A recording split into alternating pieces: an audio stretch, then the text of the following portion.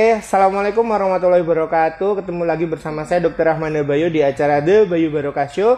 Kali ini episode ke-21 masih dalam tumbuh kembang series. Setelah kemarin kita bersama terapis okupasi Mbak Devi, kali ini udah hadir bersama kita Mbak Ulfa. Ya, selamat datang buat Mbak Ulfa. Iya. Oke. Ya, beliau ini perkenalan sedikit ya. Beliau ini adalah terapis wicara dari Rumah Sakit Umi Barokah, khususnya di klinik tumbuh kembang Rumah Sakit Umi Barokah. Oke, nah selama sejam ke depan kurang lebih kita akan ngomongin tentang tahapan perkembangan bicara pada anak ya. Nanti kita omongin, kita diskusikan bersama Mbak Ulfa. Sebelumnya kita sapa dulu Mbak untuk pemirsa yang sudah menonton lewat live. Sebelumnya saya ucapkan mohon maaf karena ada keterlambatan sekitar 20 menit dari yang dijadwalkan tadi jam 9. Beberapa sudah komen juga lewat postingan kok belum mulai live-nya, kita mohon maaf. Terus yang sudah bertanya terima kasih, nanti akan kita tanyakan ke Mbak Ulfa, akan dijawab oleh Mbak Ulfa juga.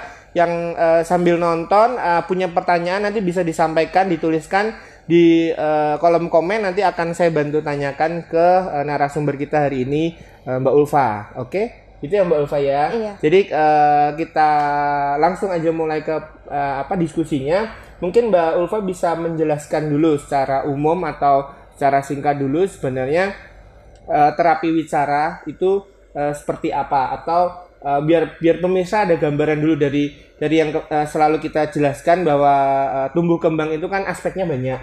Salah satunya adalah bicara, yang mana ketika ada delay atau keterlambatan itu kita lakukan terapi wicara yang merupakan ranahnya Mbak Ulfa. Nah, itu mungkin dijelaskan singkat dulu Mbak. Oke, jadi terapi bicara adalah ilmu yang mempelajari tentang bahasa, bicara, suara, irama kelancaran, dan juga menelan. Jadi nggak cuman aspek komunikasi saja, tapi juga aspek mengenai organ-organ bicara dan juga organ-organ untuk menelan, seperti itu. Oke, jadi memang sebenarnya luas ya Mbak ya, nggak cuman bicara aja, tapi tadi meliputi aspek menelan juga. Iya, jadi memang yang melibatkan organ-organ mulut, lidah, sama hidung juga termasuk. juga. Iya. Oke. Nah, tapi rata-rata karena memang ranahnya itu bicara, jadi banyak yang ditanyakan atau banyak yang didiskusikan itu terkait perkembangan tahapan bicara gitu Mbak. Nah, mungkin dari Mbak Ulfa sendiri, menurut pengalaman atau mungkin secara teori, sebenarnya harusnya itu seorang anak itu tahapan perkembangan bicaranya seperti apa? Perkembangan bicara anak itu kan berdasarkan usianya. Kalau misal disampaikan saat ini itu akan panjang, jadi secara garis besarnya aja. Misalkan anak untuk usia di bawah 1 tahun seharusnya sudah mulai mengoceh, sudah mulai keluar babbling seperti itu. Untuk anak 1 tahun sudah mulai meniru. Jadi ketika ada orang dewasa mengucapkan sesuatu, anak sudah mulai menirukan seperti itu, walaupun dia belum tahu makna dari kalimatnya atau kata itu seperti apa. Kemudian pada usia 2 tahun anak sudah mulai menggunakan frase 2 kata, jadi sudah mulai mengungkapkan misalnya mau makan, nah seperti itu. Apabila belum ada, nah itu patut untuk dicurigai. Kalau untuk usia 3 tahun itu sudah mulai masuk ke kalimat, jadi sudah mulai merangkai kalimat walaupun struktur kalimatnya itu masih terbalik-balik. Terus sudah mulai timbul pertanyaan sederhana, misalkan apa ini, kenapa, seperti itu.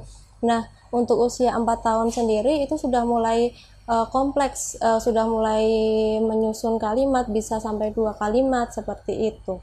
Oke, jadi tahapan-tahapannya sebenarnya kalau tadi Mbak Ulfa menjelaskan secara singkat atau secara umum, per tahun ada tahapan perkembangan yang itu sebenarnya mudah untuk di ini ya Mbak ya. Jadi di bawah 1 tahun tadi sudah bisa menirukan. Di bawah 1 tahun masih mengoceh, lebih banyak mengoceh. Ya. Kalau 1 tahun itu sudah mulai menirukan, memproduksi kata, maknanya. Ya. Kalau untuk 2 tahun sudah untuk 2 frase. Iya, 2 frase. Satu frase, 2 kata. Oh, 1 frase 2 kata. Iya. Kalau untuk 3 tahun sudah membentuk kalimat. Iya, pola kalimat. Pola kalimat. Untuk 4 tahun bahkan sudah yang lebih kompleks, berkomunikasi lebih jauh gitu ya. Iya. Nah, dari masing-masing tahapan yang Mbak Ulfa sampaikan itu, kalau memang si anak itu belum mencapai itu, Nah itu tadi berarti memang istilahnya bisa secara langsung dikatakan delay atau memang butuh di akses lebih lanjut, Mbak?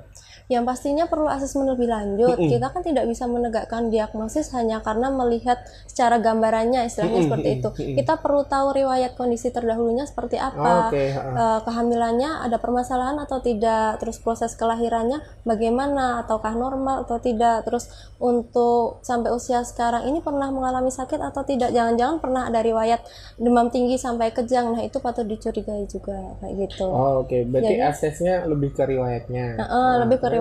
Nanti setelah itu baru kita lihat lagi, kita observasi, kita tes kemampuan bahasanya sampai sejauh mana, apakah sudah sesuai dengan usia perkembangannya atau belum. Kalau misalkan belum, nah itu perlu untuk dilakukan terapi bicara.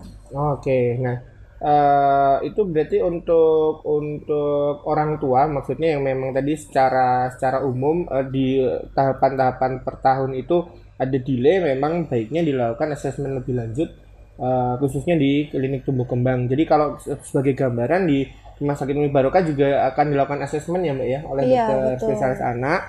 Nah sehingga dari situ seperti yang disampaikan Mbak Ulfa tadi, digali riwayat ke belakangnya, ada penyebab-penyebab yang memang membuat si anak itu ada delay apa enggak. Misalnya iya, terus dibuktikan dengan pemeriksaan lebih lanjut, terus dirasa diperlukan untuk terapi wicara, nanti akan dilakukan terapi wicara gitu ya. Betul. Nah, terus maksudnya kalau untuk pada sebenarnya gini, terapi wicara itu memang hanya diberikan kepada anak yang tadi Mbak Ulfa menyampaikan di asesmen itu ada keterlambatan, atau sebenarnya untuk meningkatkan kemampuan bicara anak itu juga bisa dilakukan istilahnya stimulus-stimulus yang bisa dibilang itu sebuah terapi gitu Mbak?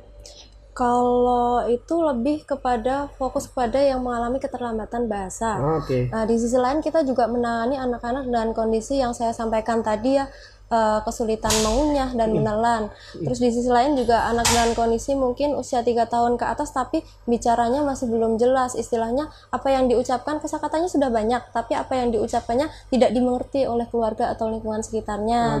Kayak gitu. Terus mungkin untuk yang lebih jauh lagi, anak usia 4 tahun tapi dia mengalami gagap, jadi gagapnya itu tidak wajar, misalkan sampai ada tegangan, rasa panik dan lain-lain, itu sudah harus ada tindakan terapi bicara juga. Berarti memang masing-masing tahapan itu tadi bahkan sampai usia 4 tahun untuk kondisi-kondisi tertentu kayak gagap gitu, itu memang butuh dilakukan terapi bicara. Tapi pada dasarnya terapi bicara untuk namanya juga terapi ya Mbak ya, jadi memang dilakukan pada anak-anak yang delay atau terlambat di masing-masing tahapan perkembangan tersebut. Betul. Nah terus mungkin sebagai gambaran aja sih Mbak, ketika dilakukan itu di sini atau di terapi tumbuh kembang, khususnya terapi bicara, itu secara umum tuh tahapan atau proses terapinya akan seperti apa supaya ada gambaran gitu Mbak? Ini saya fokus pada mungkin keterlambatan bahasa dulu ya. Nah, jadi bahasa itu kan dibagi jadi dua, ada bahasa reseptif, pemahaman, dan ekspresif, itu bagaimana anak itu mengungkapkan. Nah, misalkan kita fokus pada bahasa reseptif, kita fokus pada pemahaman, kita kenalkan, misalkan usia 2 tahun kita kenalkan anggota tubuhnya, kita kenalkan benda-benda yang ada di sekitarnya dengan menggunakan flashcard seperti itu. Bisa dengan menggunakan instruksi pegang gambar misalkan meja atau pegang gambar misalkan kursi seperti itu. Kemudian kalau untuk ekspresifnya kita bisa tanya apa ini dengan menunjukkan gambar, atau kita bisa menunjuk benda-benda yang ada di ruangan, misalkan itu apa, seperti itu. Berarti memang kompleks ya, maksudnya tadi mungkin udah disampaikan di awal bahwa wicara atau bahasa itu sebenarnya nggak cuman masalah dia mengekspresikan, bahwa dia untuk memahami sebuah pertanyaan atau perintah itu juga ranah dari terapi bicara. Betul. Berarti tadi dibagi dua untuk bahasa itu reseptif dan ekspresif. Jadi itu memang tahapan yang berbeda gitu. Maksudnya dilakukan sendiri-sendiri untuk terapinya. Baik itu reseptif tadi contohnya dengan dilakukan perintah kepada si anak untuk diminta memegang sesuatu misalnya seperti itu. Terus untuk yang ekspresif ya memang ditanya ini apa, seperti itu kira-kira. Nah Tapi itu kan ini ya Mbak ya, maksudnya kalau memang delay bahasa untuk usia tertentu aja di awal. Nah kalau yang usia lebih lanjut, misalnya dia udah paham, tapi untuk misalnya merangkai kata si anak tuh belum bisa tuh. Iya. Atau tadi seperti tadi usia 4 tahun udah bisa tapi ada gagap. Nah itu dari Mbak Ulfa bisa kasih gambaran nggak proses terapinya akan seperti apa? Kalau usia 4 tahun kan itu kita merujuknya sudah pada pola kalimat ya. Kita bisa menggunakan gambar aktivitas sehari-hari dengan bantuan orang tua. Misalkan ketika dia makan difotokan, kemudian nanti kita selama proses terapi nanti bisa diminta untuk menceritakan ini siapa. Oh misalkan ini Rafa, oh Rafa sedang apa? Nah itu kan sudah menyusun kalimat seperti itu. Nah untuk kasus gagap itu nanti penanganannya beda lagi. Beda lagi.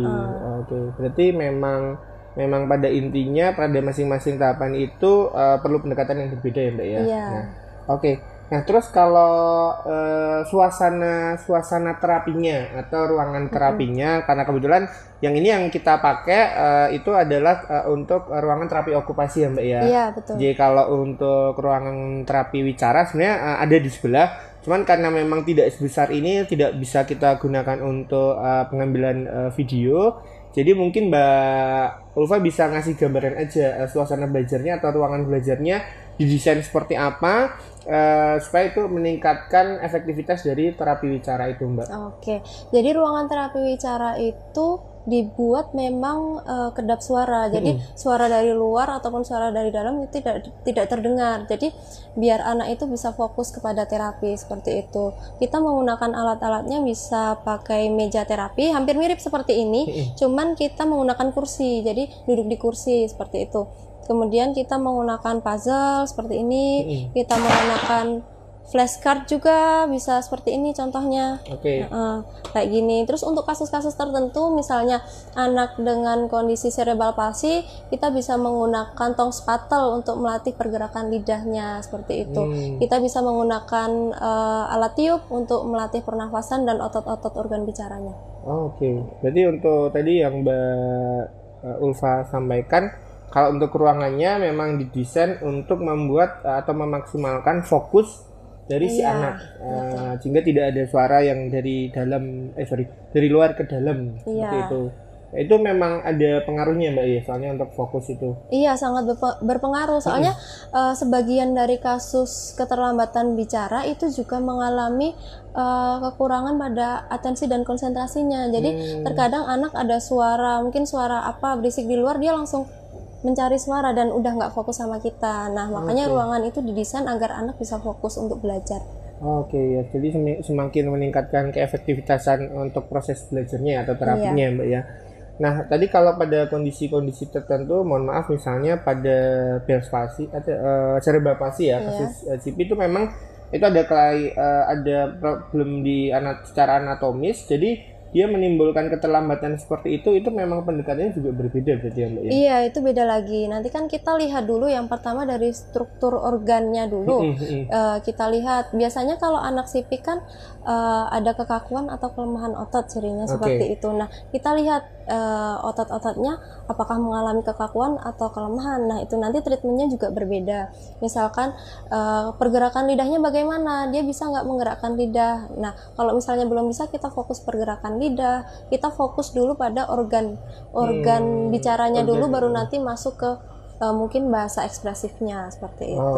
Oke. Karena memang ini ya secara anatomis atau organ pada kondisi-kondisi tertentu tadi itu harus dipastikan memang berfungsi dengan baik, baru masuk ke step-step selanjutnya. Iya. Oke. Terus ini maksudnya kan tadi Mbak Ulfa udah menyampaikan ini flashcard seperti ini memang fungsinya pada masing-masing tahapan bisa digunakan, atau memang ini pada tahapan yang seperti apa Mbak? Oke, kalau ini kan beberapa ini misalkan anggota tubuh itu anak usia kurang dari 2 tahun mulai bisa dikenakan. Sebenarnya nggak harus pakai flashcard, kita pakai anggota tubuh kita sendiri pun bisa. Jadi kalau misalkan anak coba mana hidungnya mana kayak gitu, itu kan bisa. Kalau enggak ketika dia sedang bermain boneka gitu, kita kenalkan anggota tubuhnya seperti itu. Nah, kalau di ruangan kan mungkin kalau mengajarkan kata kerja agak susah ya, karena aktivitasnya juga terbatas. Jadi kalau di rumah kan bisa sambil dengan orang tua, ketika anak mandi dikenalkan, yuk kita mandi dulu. Nah, itu kan sudah mengajarkan konsep kata kerja juga. Oke. Gitu. Nah, iya sih. Jadi kalau menurut Mbak Ulfa, maksudnya berdasarkan pengalaman ke belakang, sebenarnya kondisi-kondisi delay ini murni karena kurangnya stimulus atau kurangnya istilahnya kurang diajari, atau memang ada kondisi-kondisi tertentu yang membuat si anak itu delay gitu, Mbak? Kalau keterlambatan bahasa dan bicara ada beberapa faktornya, misalnya gangguan pendengaran. Nah, gangguan pendengaran itu kan anak keterbatasan dalam mendengar, otomatis stimulus bahasanya kan juga kurang. Nah, itu otomatis berpengaruh pada perkembangan bahasa anak. Yang kedua itu gangguan syaraf. Gangguan syaraf misalkan pada kasus cerebral palsy, intellectual disability, terus kemudian Down syndrome, itu juga akan mengalami keterlambatan bahasa. Kemudian pada kasus gangguan gangguan perilaku, misalkan pada kasus autism atau kasus ADHD, itu juga berpengaruh. Dan terakhir memang murni karena kurangnya stimulasi dari orang tua. Nah, itu juga berpengaruh untuk perkembangan bahasa bicara anak. Terus kalau masalah ini, Mbak, tadi kan memang sebenarnya nggak cuma perkara stimulus, tapi ada kondisi-kondisi yang mendasari si anak itu mengalami keterlambatan. Kalau dalam proses belajar yang Mbak Ulfa sampaikan, mungkin nama panjangnya Ulfa siapa tadi? Yunita. Nah, ada Yunita. Saya keingatnya Ulfa Yunita. Betul. Nah, jadi Mbak Ulfa sampaikan tadi, untuk di sini terapinya seperti apa kan sudah diberikan gambaran. Nah, terus kalau ini Mbak, maksudnya timbal balik dari orang tua itu memang dari Mbak Ulfa nanti memberikan PR juga ke orang tua, karena kan pasti ada keterlibatan orang tua juga dalam proses terapi wicara itu seperti apa, Mbak? Oh ya, lebih kepada bagaimana mengulang materinya di rumah gitu ya mungkin. Jadi untuk di rumah seperti tadi bisa dikenalkan, misalkan ketika mandi, aktivitas mandi, kemudian konsep benda yang ada di ruangan, misalkan ketika mandi menggunakan apa, sikat, terus gayung, ember dan lain-lain. Begitupun ketika makan dikenalkan sendok, kemudian piring, gelas, seperti itu. Nanti kalau usianya sudah mungkin 3 tahun, ketika mau keluar dikenalkan juga konsep tempat. Misalkan, Dek, nanti kita mau ke pasar ya gitu. Di pasar nanti banyak orang yang jualan mungkin buah dan sayur, seperti itu. Jadi anak dikenalkan untuk konsep-konsep tersebut. Gitu. Sesuai dengan usianya. Nah terus kalau untuk ini, Mbak, maksudnya saya membayangkan sih, kadang kan orang tua misalnya memang karena mereka tidak tahu patokannya, itu dibandingkan gitu dengan anaknya orang lain dengan usia yang sama. Terus memang diketahui sebenarnya ada delay, tapi kan kadang orang tua tuh nggak semua aware, ada yang kadang abai. Maksudnya abai itu adalah nanti sambil jalan juga akan bisa gitu. Nah, itu sebenarnya pada titik apa sih orang itu memang harus dapat terapi wicara, atau memang yaitu bisa dilakukan di rumah, atau memang ya baiknya memang dilakukan terapi wicara nanti sambil jalan di rumah pun juga tetap harus dilakukan, atau itu seperti apa untuk menimbulkan kesadaran orang tua bahwa delay bahasa itu tidak bisa dianggap atau diabaikan gitu loh maksudnya. Jadi kan itu ketika anak mengalami keterlambatan bicara, itu kan ada indikasinya yang tadi sudah saya sampaikan di awal sebagai patokan itu tadi. Ketika memang anak mengalami keterlambatan bahasa atau bicara, disegerakan untuk konsultasi ke dokter spesialis anak mungkin. Nah, di situ nanti kan dirujuk ke terapi wicara. Nah, dari terapi wicara nanti ada beberapa materi yang bisa diulangin di rumah seperti itu. Berarti memang itu ini ya, maksudnya memang baiknya segera, karena kan akan semakin terlambat ya takutnya. Iya, betul. Mbak, ya? Nanti misalkan anak usia 2 tahun, kemampuan bahasa dan bicaranya masih usia 1 tahun, tapi orang tuanya masih nanti tunggu dulu, paling juga sebentar lagi mau ngomong kayak gitu. Kita kan berbicara kan kalau misalkan kemungkinan terbaiknya dia mau ngomong, tapi kalau tidak keterlambatannya akan semakin jauh dan kita mengejarnya juga akan semakin susah. Karena tadi yang seperti yang disampaikan Mbak Ulfa, ada kemungkinan itu ada sebabnya. Maksudnya keterlambatan itu, nah ketika itu tidak dilakukan screening kan itu tidak ketahuan gitu ya, Mbak. Sehingga ketika itu dilakukan screening oleh dokter spesialis anak misalnya, itu akan diketahui sehingga bisa dikejar sehingga tidak semakin terlambat. Oke. Mungkin kita masuk ke pertanyaan ya Mbak Ulfa ya. Dari boleh, pemirsa kemarin yang dari Instagram sudah bertanya, ini kita bacakan satu persatu termasuk yang dari live. Dari @Kartika Junarendra, seperti apa perkembangan bicara anak usia 15 bulan sampai 18 bulan, Mbak? Oke, jadi perkembangan bicara anak mulai 15 sampai 18 bulan. Paling tidak anak itu bisa merespon ketika dipanggil namanya. Jadi walaupun hanya dengan kontak mata dia mencari atau dia berupa tengokan, itu dia sudah bisa merespon. Kemudian sudah mulai mengenal 1 sampai 3 anggota tubuhnya. Kemudian mulai ada ekolali, meniru ketika orang dewasa bicara, dia menirukan. Sudah mulai timbul kata, itu bahasa ekspresifnya dari 3 sampai 20 kata seperti itu. Jadi tahapannya itu sebenarnya spesifik sekali ya kalau secara teori. Jadi tadi 15 sampai 18 bulan memang Mbak Ulfa sampaikan seperti itu tadi. Tapi mungkin memang pertanyaannya karena dari pemirsa banyak yang spesifik seperti itu, nggak apa-apa ya Mbak ya? Iya. Nah, next. Dari @Nurdiana Safitri, biasanya anak umur berapa bisa lancar bicaranya ya Dok ya? Nah mungkin sebenarnya lancar ini kan luas ya Mbak ya? Iya. Nah, cuman monggo maksudnya menanggapi pertanyaan seperti itu dari Mbak Ulfa seperti apa? Sebenarnya pertanyaannya kalau bisa lebih spesifik lagi ya, maksudnya kemampuan bicara anak usia berapa seperti itu. Tadi kan sudah disampaikan untuk garis besarnya. Nah mungkin untuk kelancaran bicara itu bisa dikatakan lancar ketika anak usia 4 sampai 5 tahun. Nah itu kelancaran bicaranya bisa dimengerti sekitar 80%. Nah kalau di bawah itu usia 3 sampai 4 tahun itu masih 50 sampai 70% kelancaran bicaranya. Dimengerti oleh lawan bicaranya? Iya betul, oleh orang sekitar. Jadi memang 4 sampai 5 tahun tadi ya Mbak ya. Itu untuk 80%. Jadi mungkin orang pemirsa definisi lancar kan sebenarnya luas. Maksudnya di masing-masing tahapan itu ada definisi lancar yang beda-beda. Tapi mungkin secara umum tadi dikatakan lancar pada usia 4 sampai 5 tahun karena memang harusnya 80% dari komunikasinya itu sudah bisa dipahami oleh orang sekitarnya. Nah, lanjut Mbak. Dari @Zak78, apakah cara melatih bicara harus tergantung mood anak Dok? Terima kasih. Nah itu menjadi salah satu faktor ya untuk keberhasilan terapi. Namun nggak cuma berpatokan pada satu faktor saja. Ada faktor yang lain, misalkan atensi dan konsentrasi, kepatuhan anak. Kalau anaknya nggak mood, nggak patuh, kemudian atensinya kurang baik, kontak matanya kemana-mana, otomatis materi yang diberikan juga tidak terserap semuanya. Mungkin dari 100% materi yang diberikan cuma 50% yang diterima atau 70% yang diterima, seperti itu. Jadi itu juga sangat berpengaruh. Terus dari Mbak Ulfa sendiri mungkin pengalaman gimana Mbak ketika si anak itu datang untuk terapi? Kan kondisi dasarnya beda-beda. Maksudnya ada yang memang dari awal anak itu happy gitu dibawa ke sini misalnya seperti itu. Tapi pada kondisi-kondisi anak yang memang istilahnya tadi tidak on the mood, itu dari Mbak Ulfa seperti apa menyikapinya?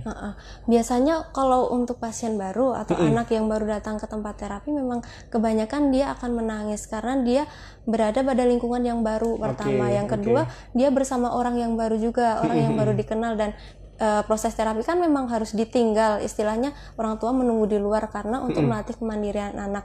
Nah di situ kita sebagai terapis melakukan pendekatan kepada anak agar anak itu merasa nyaman dengan kita. Setelah itu ketika anak sudah nyaman, sudah bagus, moodnya bagus, baru kita masuk ke materi terapi yang diberikan.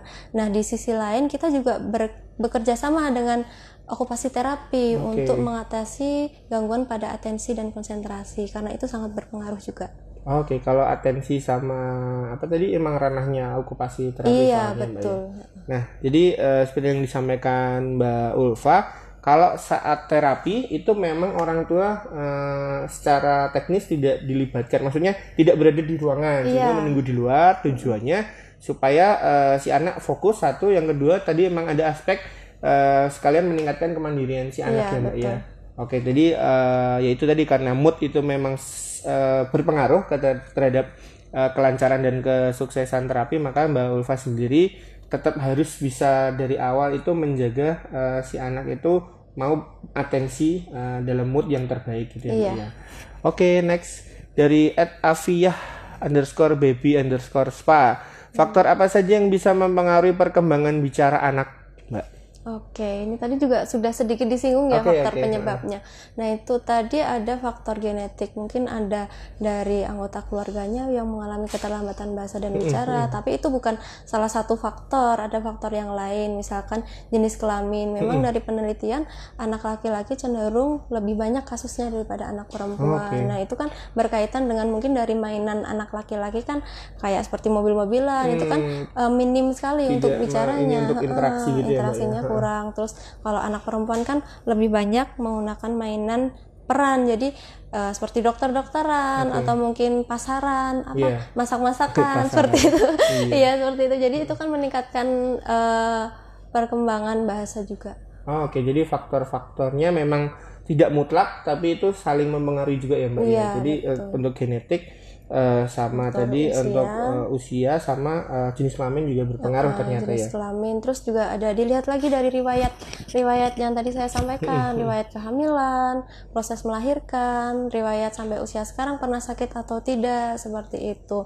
Nah misalkan nanti ada keluhan, nanti bisa dilakukan pemeriksaan lebih lanjut, misalkan anak pernah mengalami demam tinggi sampai mungkin kejang, nah itu kan harus dilakukan pemeriksaan lagi, misalkan melakukan MRI atau scan otak, seperti itu. Kita barangkali ada kerusakan di sistem syaraf pusatnya, nah itu juga berpengaruh.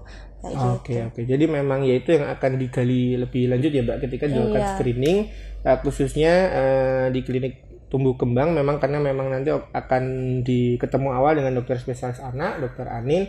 Beliau akan screening termasuk riwayat ke belakang. Betul. Sebenarnya kalau ngomongin faktor yang mempengaruhi perkembangan bicara, sebenarnya kalau kaitannya dengan stimulus yang dilakukan orang tua itu terlepas dari tadi faktor-faktor yang Mbak Ulfa sampaikan tadi, itu seberapa berpengaruh Mbak? Karena gini kan kadang tidak semua anak itu sepanjang hari disanding atau istilahnya langsung dipegang oleh orang tuanya. Nah seperti itu seperti apa Mbak?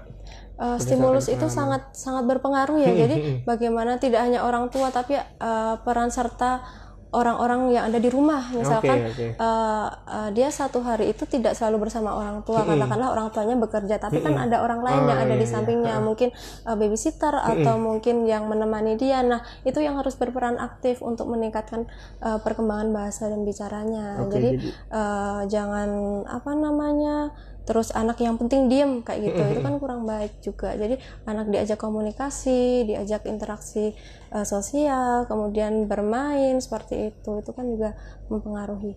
Ya memang itu bagaimanapun faktor lingkungan, stimulus dari lingkungan untuk berinteraksi dan berkomunikasi itu juga faktor yang sangat penting ya Mbak ya. Tidak hanya oleh orang tua, mungkin yang di rumah tidak dengan orang tua, jadi oleh lingkungannya itu harus dilakukan stimulus untuk komunikasi dan interaksi seperti itu. Lanjut dari Atok Dalang, apakah tunawicara bisa disembuhkan lewat terapi wicara? Nah tunawicara ini masih luas ya, ini maksudnya itu kan tunawicara banyak juga penyebabnya. Tunawicaranya karena apa? Apakah karena ada gangguan dengar? Apakah karena memang ada autisnya, seperti itu. Nah itu kita lihat juga derajatnya sejauh mana. Apabila derajatnya termasuk berat, nah itu nanti kita bisa maksimalkan untuk mempertahankan derajat yang dimiliki, jadi jangan sampai dia semakin memburuk. Nah kalau misalkan derajatnya itu ringan, kita bisa mempertahankan sekaligus meningkatkan kemampuannya. Nah kalau derajatnya ringan, kita bisa meningkatkan seperti itu. Nah mungkin itu soalnya istilah awam atau yang banyak digunakan tunawicara, seperti itu. Tapi padahal sebenarnya dari istilah yang itu istilah tumbuh kembang kan memang ada delay misalnya seperti itu. Nah itu range-nya lebar, maksudnya derajatnya lebar, di mana masing-masing itu pendekatannya berbeda. Ketika itu masih bisa ditingkatkan, ya bisa mungkin ditingkatkan. Tapi pada derajat keparahan tertentu tadi seperti disampaikan Mbak Ulfa, yaitu paling nggak dipertahankan, jangan semakin menurun seperti itu ya Mbak ya. Jadi nggak bisa pukul rata. Ya next dari Anafi Aris, Kak, cara melatih anak bisa ngomong R gimana ya? Sudah usia 7 tahun masih cedal. Nah, ini menarik pertanyaannya. Untuk usia 7 tahun masih cedal. Perkembangan huruf R, fonem R itu memang batasnya usia 7 sampai 8 tahun. Apabila lebih dari batas itu bisa dikatakan anak mengalami gangguan artikulasi namanya kalau di terapi bicara. Nah, itu untuk penanganannya pertama kita lihat dulu pergerakan lidahnya seperti apa. Bisa nggak gerakin lidah ke kanan, ke kiri, ke atas, ke bawah, kemudian kekuatan lidahnya bagaimana kayak gitu. Terus dilihat juga itu tali lidahnya apakah normal atau tidak, atau jangan-jangan itu tongtai atau tali lidah pendek. Nah, itu perlu kita rujuk ke bedah mulut kalau seperti itu. Nah, kalau memang dari struktur fungsionalnya, anatominya bagus, nah kita baru latih. Nah, pelatihannya bisa dengan imitasi koreksi. Jadi anak diminta untuk menirukan dan mengulangi. Kita sebagai orang tua itu mengingatkan apabila itu tidak tepat seperti itu. Oke, jadi memang tadi dari sisi usia batasannya 7 sampai 8 tahun. Sehingga kalau yaitu 7 tahun sebenarnya memang masih dalam tahap yang istilahnya kalau memang belum itu masih bisa dikejar ya Mbak ya. Cuman memang kembali lagi secara anatomis itu ada masalah apa enggak? Karena itu memang gangguan artikulasi ya Mbak ya. Iya, namanya gangguan. Memang mohon maaf, selain huruf R itu kalau ngomongin gangguan artikulasi itu ada nggak sih huruf-huruf tertentu yang itu memang susah atau seperti apa? Itu kan ada tingkatannya. Tingkatan yang paling dasar itu ada PBM. Nah, PBM nanti naik ke TDSZ seperti itu. Nah, nanti tingkatan yang paling sulit itu huruf Z seperti itu kan penekanannya lebih tinggi. Oke. Gitu. Jadi memang itu ya ada untuk gangguan artikulasi itu ada tahapannya, tapi itu kembali lagi secara anatomis gak ada masalah, berarti nanti memang dilakukan stimulus seperti yang disampaikan Mbak Ulfa tadi ya. Oke, next. Banyak ya. Oh iya, ternyata banyak. Dari @nilai_son Sohak. Oh, Nila Sabila, mohon maaf nggak kelihatan. Umur 2,5 tahun, bicara dan kosakata masih belum jelas. Sedangkan orang tua menganggap anak pendiam. Gimana cara menyadarkan orang tua tanpa tersinggung? Oke.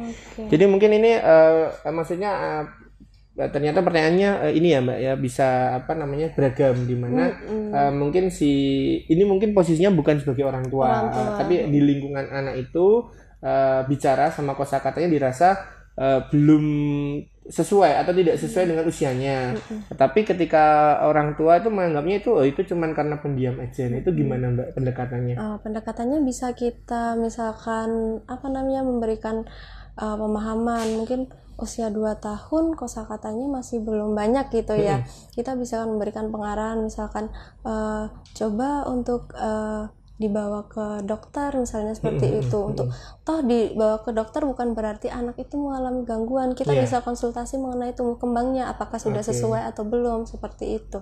Jadi memang ini sih yang masih menjadi permasalahan di lingkungan kita akan kesadaran orang tua terhadap tumbuh kembang anak.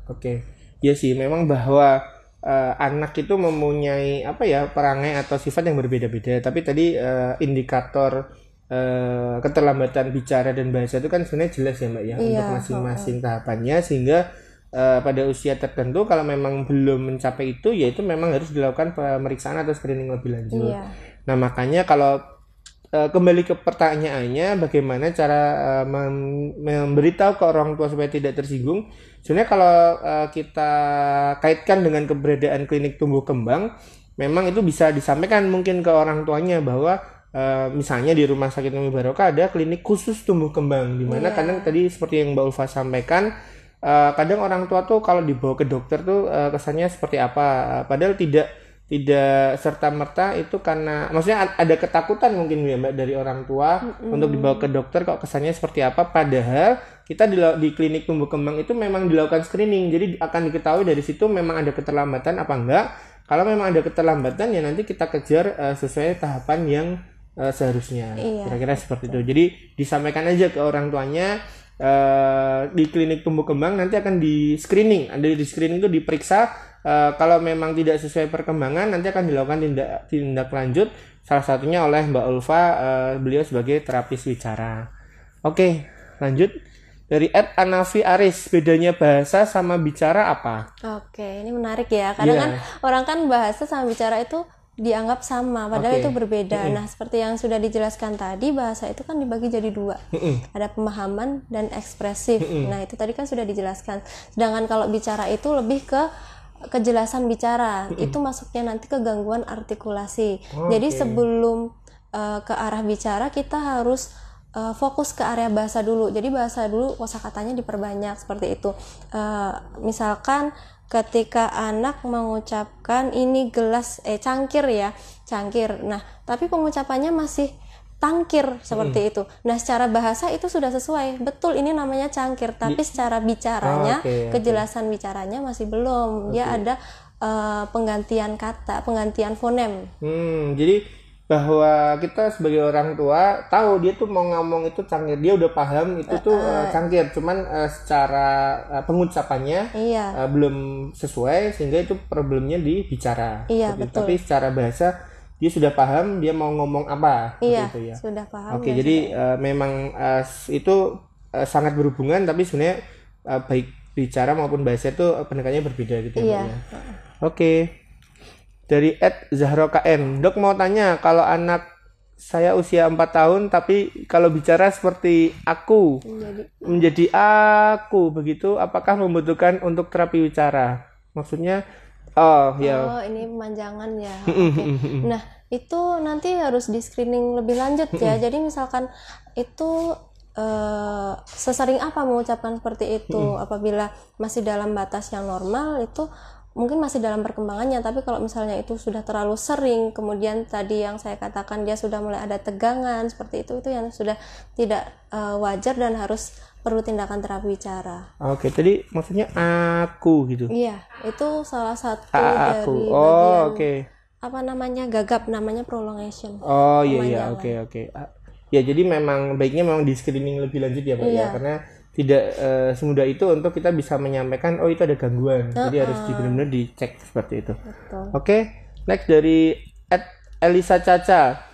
Bila orang rumah menggunakan bahasa yang berbeda, contoh Jawa, Indonesia, Inggris, apakah bisa mempengaruhi kelancaran bicara anak karena kebingungan dalam berbahasa? Ini menarik juga ya, pertanyaannya banyak sekali. Kalau misalkan anak memang tidak ada, istilahnya tidak ada gangguan baik dalam kognitifnya, motoriknya, kemudian bahasa dan bicaranya sudah sesuai dengan usianya, diperbolehkan untuk menggunakan lebih dari satu bahasa. Tapi kalau misalkan ada indikasi keterlambatan bahasa, kita fokuskan pada satu bahasa dulu. Bahasa apa yang dipakai di rumah, bahasa apa yang dipakai oleh orang tua, seperti itu.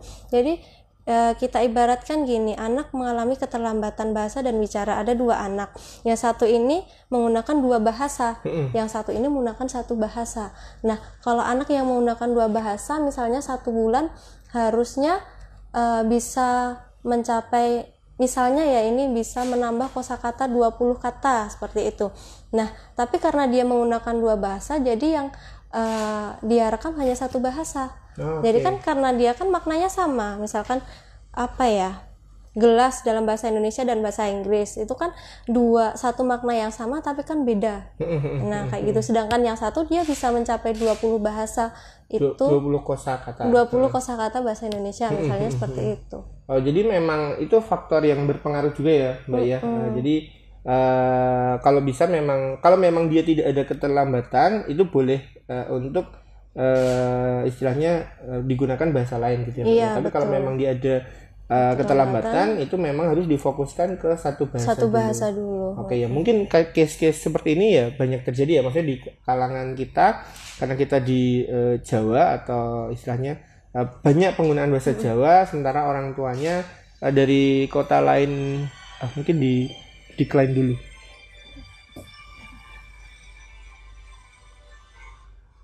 Ya, jadi memang pada penggunaan bahasa itu berpengaruh, dimana ya kita contohnya karena kita di Indonesia ngomongin bahasa aja itu beda-beda gitu ya. Maksudnya ada yang bahasa Jawa. Saya tadi Mbak Elisa Caca tuh ternyata suaminya bule gitu misalnya. Jadi kan dia bapaknya kok pakai bahasa Inggris. Terus sementara ibunya pakai bahasa Indonesia, simbahnya pakai bahasa Jawa lah. Itu kan mungkin yang ditimbulkan kebingungannya seperti itu. Jadi selama itu si anak emang bisa mengikuti dan dia tidak ada masalah, bahkan itu memang malah mungkin baik dia langsung bisa catch up dengan masing-masing bahasa itu. Tapi kalau memang ada delay harus difokuskan ke salah satu bahasa dulu. Oke, mungkin seperti itu. Dari Febri Wulan Febri Wulan 50. Bagaimana biar anak cepat lancar bicaranya? Oke, itu tadi pada intinya sama, yaitu memberikan stimulus semaksimal mungkin. Jadi setiap kegiatan anak kita berikan stimulus, setiap anak melakukan sesuatu kita berikan stimulus, kita ajak anak untuk berkomunikasi, kemudian menemani anak ketika bermain. Itu yang terpenting itu. Terus satu lagi, penggunaan gadget juga perlu diperhatikan untuk perkembangan bahasa dan bicara. Jangan berikan gadget pada anak usia di bawah 2 tahun. Pengenalan boleh, tapi jangan terlalu lama. Tetap yang memegang kendali adalah orang tua. Jadi orang tua tetap yang pegang dan waktunya juga dibatasi. Terus untuk anak 2-5 tahun juga maksimal penggunaan gadget 1 jam. Itu pun juga untuk programnya, untuk kontennya juga dipilih-pilih. Usahakan memilih konten atau program acara yang memiliki alur cerita dan orang tua di situ berperan sebagai pendamping. Jadi ketika anak melihat video, orang tua bisa bertanya aktivitas apa yang dilakukan dalam video. Jadi tetap ada komunikasi dua arahnya seperti itu. Kemudian hindari juga penggunaan HP untuk menenangkan anak. Misalkan anak nangis karena tidak mau melakukan sesuatu, kemudian orang tuanya udah ini capek gitu, misalkan udah kasih HP aja. Itu jangan sampai seperti itu, takutnya anak akan kecanduan dengan gadget. Jadi ketika anak nangis atau apa kayak gitu, itu menjadi alasan anak untuk meminta gadget. Oke.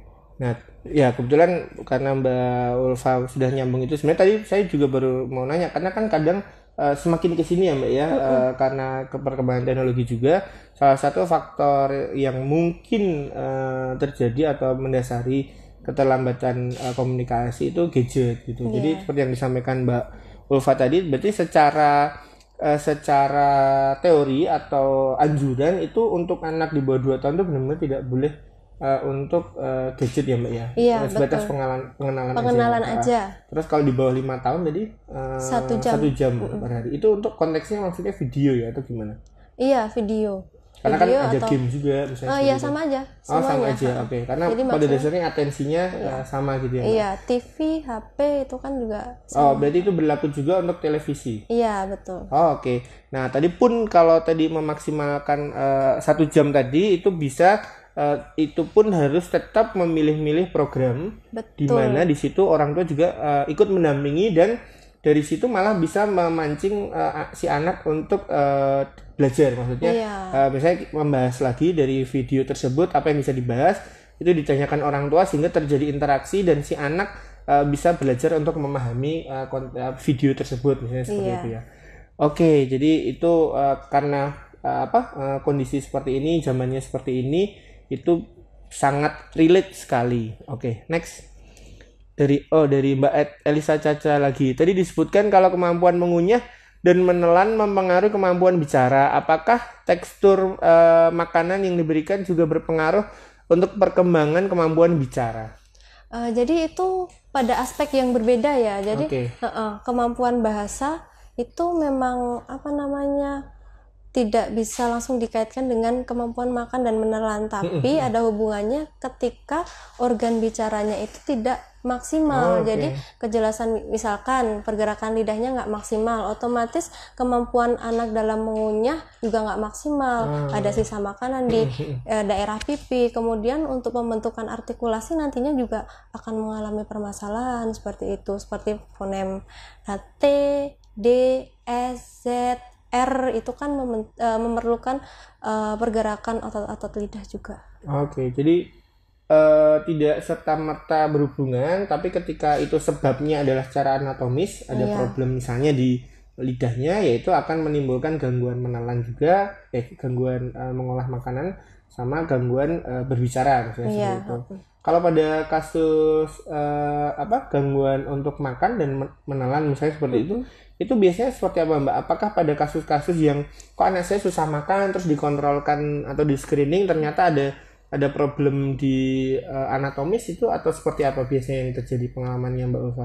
Iya, itu nanti memang melalui screening ya, tetap ada pemeriksaannya. Nah, itu nanti dilihat lagi nggak mau makannya karena apa? Karena masalah persepsi atau karena masalah anatomisnya. Jadi masalah persepsi misalkan anak saya kok ini ya Mbak ya makan tekstur apapun mau, cuman makanan ini aja nih yang nggak mau. Nah, itu nanti dilihat lagi, apa jangan-jangan anak itu memang nggak suka sama makanannya, nggak suka sama rasanya, mungkin rasanya terlalu asin atau terlalu asam seperti itu. Nah, kalau yang kedua ini karena ada masalah struktur yang tadi sudah banyak dibahas ya, struktur organ bicaranya. Nah, itu nanti masuknya ke ranah terapi bicara kayak gitu. Kalau ranah terapi wicara yang untuk gangguan apa tadi menelan ya Mbak ya? Makan dan menelan selama ini memang Mbak Ulfa juga ada kasus-kasus seperti itu? Ada. Kebanyakan biasanya orang tua taunya seperti apa? Karena memang susah makan itu tadi atau seperti apa? Kebanyakan kasusnya itu lebih kepada anak dengan kondisi cerebral palsy. Untuk anak normal atau anak yang pertumbuhan motorik halus dan motorik kasarnya bagus itu masih jarang. Oh iya, jadi memang secara anatomis ya problemnya. Oke. Next. Dari Dina Mariani, idealnya berapa kali terapi yang dilakukan biar anak bisa tampak perkembangan atau hasilnya bisa dilihat? Jadi untuk terapi sendiri itu kita tidak bisa memastikan untuk perkembangannya, tapi biasanya kita melakukan evaluasi setelah 3 bulan. Bahkan di Umi Barokah sendiri kita setiap berapa kali paket itu ada evaluasi dengan dokter spesialis anak. Jadi di situ nanti dilihat lagi programnya yang diberikan apakah sudah sesuai, kemudian apakah sudah tercapai programnya diberikan, kemudian apakah sudah sesuai dengan usia perkembangannya. Jika belum, itu nanti harus dilakukan terapi lagi. Jadi itu terus berkelanjutan sampai sesuai dengan usia perkembangannya. Oke, berarti kalau memang tadi sesuai pertanyaannya berapa kali sampai target tercapai itu memang tidak bisa diukur ya Mbak ya, karena tergantung kondisi si anak. Banyak faktornya banyak sekali. Tapi pada setiap tahapan itu, misalnya sekian kali dilakukan terapi, itu istilahnya dikonsultasikan ulang. Kalau di Rumah Sakit Umi Barokah di Klinik Tumbuh Kembang dikonsultasikan ulang ke dokter spesialis anaknya. Sehingga akan dilihat ketika itu memang sudah sesuai dengan perkembangannya, nanti bisa dipertimbangkan. Tapi kalau memang belum melakukan terapi lanjutan, misalnya seperti itu ya. Oke, kalau dari pengalaman gimana Mbak? Maksudnya orang tua itu cenderung untuk istilahnya merasa ada progresnya atau memang seperti apa? Karena kan kadang peran orang tua di rumah itu juga sangat berpengaruh. Nah, menurut pengalaman Mbak Ulfa, itu seperti apa Mbak? Jadi memang kebanyakan orang tua memang menginginkan anaknya untuk segera ngomong. Tapi kan proses terapi itu tidak secepat itu, ada prosesnya. Dan itu ibarat kata keberhasilan terapi itu 0,0 sekian persen seperti itu. Jadi memang ada prosesnya, dan prosesnya itu mungkin dari anak yang sama sekali belum keluar kata bisa keluar kata 3 itu udah proses yang luar biasa. Maksudnya itu sudah sebuah peningkatan juga seperti itu. Oke, karena kalau tidak dilakukan ya semakin nggak terkejar gitu ya Mbak ya. Oke, karena yaitu misalnya orang tuh sakit gitu, misalnya anak kadang kan kondisi-kondisi tertentu itu capaian terapinya kan kelihatan. Misalnya anak sesak nafas terus dilakukan nebulisasi, jadi dia langsung sembuh. Tapi kan kalau pada kondisi problem di bicara itu tidak secepat itu gitu progresnya. Jadi memang butuh ketelatenan dari orang tua khususnya. Oke. Pertanyaan udah selesai. Oke, jadi kalau pertanyaan dari pemirsa udah selesai tadi, ternyata banyak juga. Semoga udah terjawab semua ya Mbak ya. Tadi memang pertanyaan beragam. Karena memang kalau pertanyaan dari pemirsa kan case per case. Jadi ada yang tadi nanya perkembangan, mungkin dia mencurhatkan perkembangan anaknya sehingga ingin tahu. Yang jelas itu sih, kalau memang ada kebingungan atau istilahnya pada kondisi putra putrinya, supaya tidak semakin terlambat kita mengistilahkan seperti itu atau semakin delay, itu baiknya langsung dilakukan screening ya Mbak ya. Dan di mana di situ kalau memang ada tahapan-tahapan yang tidak atau belum tercapai, nanti dikejar untuk dilakukan terapi wicara di sini oleh Mbak Ulfa seperti itu. Betul. Oke, mungkin untuk penutup Mbak, sebelum kita tutup, saya coba ini sih, tadi kita udah bahas sedikit ya tentang gadget. Iya. Nah, kalau pada kondisi seperti ini ya, kita coba hubungkan dengan pandemi, di mana anak itu pada usia taruhlah yang biasanya itu playgroup atau anak yang biasanya di daycare, itu dia berinteraksi dengan lingkungannya atau teman-temannya, sehingga di situ ada proses interaksi dan komunikasi.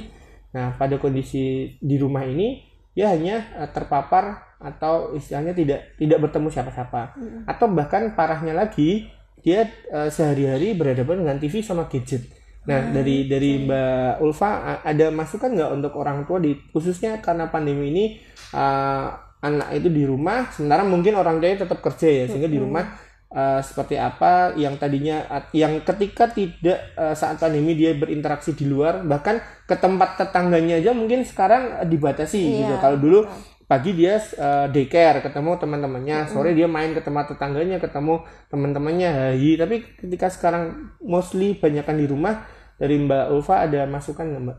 Oke, itu ini ya, jadi kalau di rumah kita bisa meningkatkan aktivitas, misalkan kita melakukan permainan atau menggunakan mainan edukasi seperti ini, atau mungkin membuat permainan, menggambar atau dan lain-lain. Nah, di dalam aktivitas tersebut kita selipkan juga untuk interaksi sosialnya, untuk komunikasi sosialnya. Jadi tetap ada interaksi sosial, tetap ada komunikasi sosial walaupun di dalam rumah. Nah, dengan siapa ya? Dengan keluarga, dengan orang-orang yang berada di dalam rumah tersebut, seperti itu.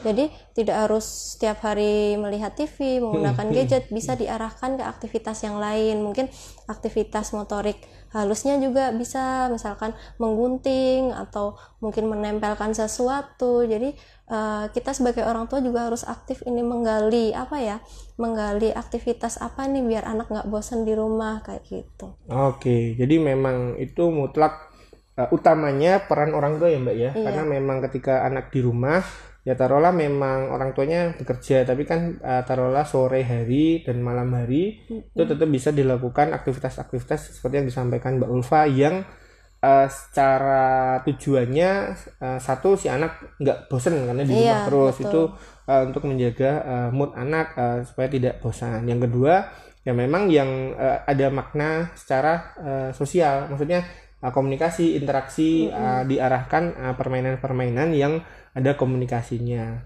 Ya, itu sih. Terus mungkin yang ketiga tadi ya Mbak, kembali ke tadi, untuk gadget itu tetap sebaiknya sebisa mungkin tidak dipaparkan ke anak. Kalaupun tadi istilahnya secara teori batasnya 1 jam, itu dipilih acara-acara atau video-video yang memang bisa ditemani orang tua. Di situ bisa sekaligus berdiskusi dengan orang tua untuk memacu atau meningkatkan peran komunikasi dan interaksi si anak. Iya. Gitu Mbak ya. Iya. Oke, jadi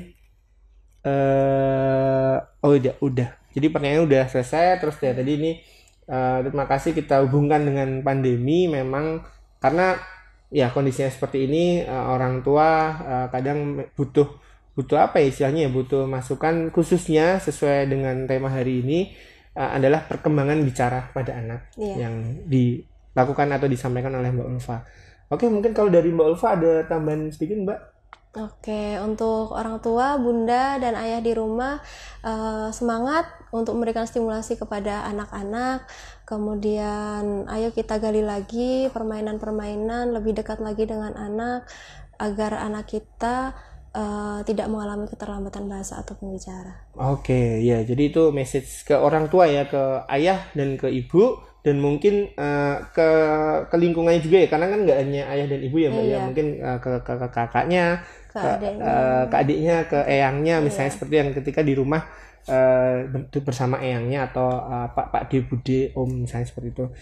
Terus kalau ngomongin tools ya, sebenarnya kalau memang ada permainan dan tools itu itu akan lebih baik. Tapi kalaupun tidak ada kan menggunakan apa yang ada di rumah aja sebenarnya juga bisa ya Mbak ya untuk melatih komunikasi. Oke, jadi tadi seperti yang disampaikan Mbak Ulfa, tetap menggali permainan, berinisiatif untuk mengajak komunikasi ke anak supaya tidak ada keterlambatan atau delay bicara dan bahasa. Iya, betul. Oke. Jadi terima kasih banyak Mbak Ulfa sudah menjadi narasumber atau bintang tamu di acara The Bayu Barokah Show. Atas diskusinya kurang lebih 1 jam, kita hampir 1 jam 55 menit ternyata. Nah, jadi kita ucapkan terima kasih juga Mbak kepada teman-teman atau pemirsa yang sudah ikut menyaksikan, yang sudah ikut bertanya. Insya Allah tadi semua sudah ditanyakan ke Mbak Ulfa dan sudah dijawab juga. Semoga ada pencerahan, tapi setidaknya kalau memang masih ada kegalauan atau keresahan, mungkin bisa langsung ke klinik tumbuh kembang Rumah Sakit Umi Barokah. Nah, di sini supaya di screening lebih lanjut. Oke, mungkin untuk agenda hari ini kita cukupkan sekian ya Mbak ya. Sekali lagi kita ucapkan terima kasih. Untuk pemirsa yang di YouTube, jangan lupa like, comment, subscribe, sama share video dari The Bayu Barokah Show di episode ini sama episode-episode lain, mungkin disampaikan ke saudara-saudaranya, ke tetangga-tetangganya, ke kerabat-kerabatnya, siapa tahu informasi kesehatan yang kita sampaikan itu berguna. Oke, terima kasih atas perhatiannya. Wassalamualaikum warahmatullahi wabarakatuh.